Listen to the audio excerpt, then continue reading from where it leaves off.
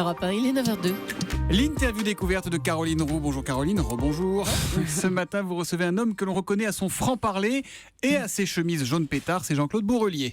Bonjour Jean-Claude Bourrelier, vous êtes le patron de Bricorama. Alors c'est vrai, vous ne ressemblez pas aux autres patrons en costume sombre et au langage policé parce que votre parcours, il est différent. Vous êtes un autodidacte, vous avez un CAP de charcutier, vous avez quitté l'école à l'âge de 13 ans. Est-ce que d'ailleurs les chemises jaunes, celles que vous portez ce matin, c'est une façon de revendiquer et d'assumer cette différence ? Non, c'est simplement parce qu'un jour j'étais à la tribune avec un grand patron qui vantait la qualité des tenues de ses salariés et je pensais que la meilleure façon c'était de les porter. Donc c'est pour ça que je porte, pas tous les jours naturellement, en représentation la chemise jaune qui m'a singularisé dans le combat pour la justice du dimanche. Alors, vous dites quand même, à propos des autres patrons dans votre livre, leur langage policé, leur code, leurs apparences uniformisées, je ne serai jamais comme eux. Est-ce que certains, à un moment donné, vous regardez un peu de haut ? Oh ben c'est surtout au départ, quoi. Au départ, quand vous n'avez pas d'études, quand vous n'avez pas d'argent, c'est vrai que vous êtes regardé différemment. Et ce regard m'a particulièrement motivé, ou j'allais dire, quand on n'a pas d'éducation, quand on vient d'un milieu pauvre, tout ça, on porte beaucoup de problèmes en soi, et ces problèmes, naturellement, on les voit dans les yeux des autres. C'est ce qui fait que ça vous donne envie de vous affirmer, quoi. Alors, vous auriez aimé les faire, ces études-là. Racontez-nous pourquoi, au fond, ces études, c'était pas pour vous.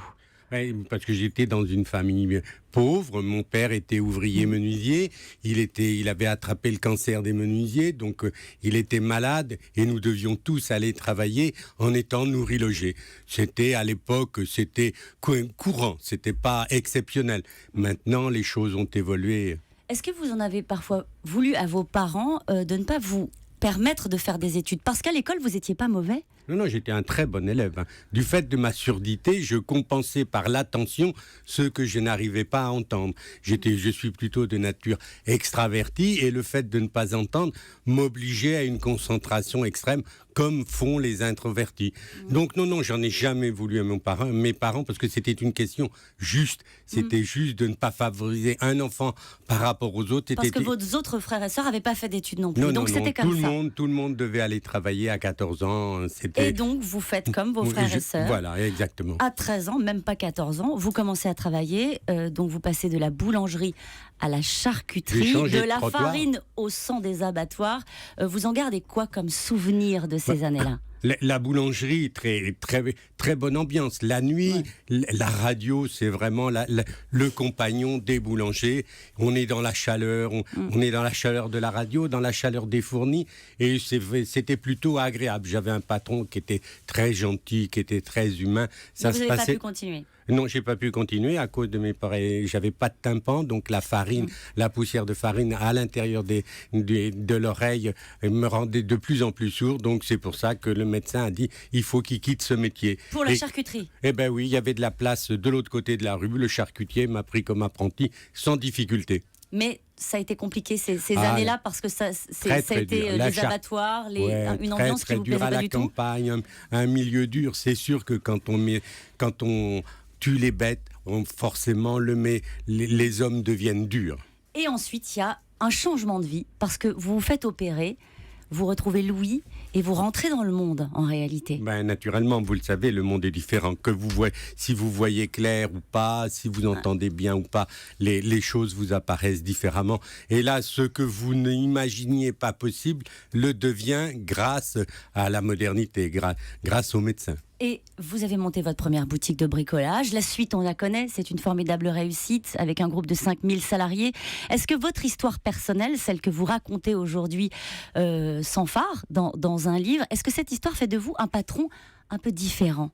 Avec les forcément, salariés. Chaque patron, avec les salariés. Oui, naturellement, chaque patron a un parcours particulier. Et moi, naturellement, je n'ai pas changé de milieu. Je n'ai pas été intégré dans des milieux et j'ai pu rester un peu plus moi-même que si j'avais suivi, sans doute, comme j'entends pas encore pas très bien, donc ce qui fait que j'ai quand même des difficultés pour m'intégrer dans des milieux, donc je reste un peu plus en retrait par rapport à mes collègues patrons. Vos enfants n'ont pas connu votre galère. Est-ce que vous leur avez offert des grandes écoles, les codes que vous n'aviez pas? Non, ils ont suivi des bonnes études, ils ont choisi leur voie. Je crois que la principale chose dont je suis fier, c'est qu'on me dit qu'ils sont bien élevés. Ils sont bien élevés, ça veut dire, ça vous savez, compte pour plus que des les parents... études, ça, à votre oui, avis? ça compte plus que les études. Ça compte plus que les études, et ça, ils le doivent peut-être plus encore à leur maman qu'à moi-même. Donc. Merci Jean-Claude Bourrelier.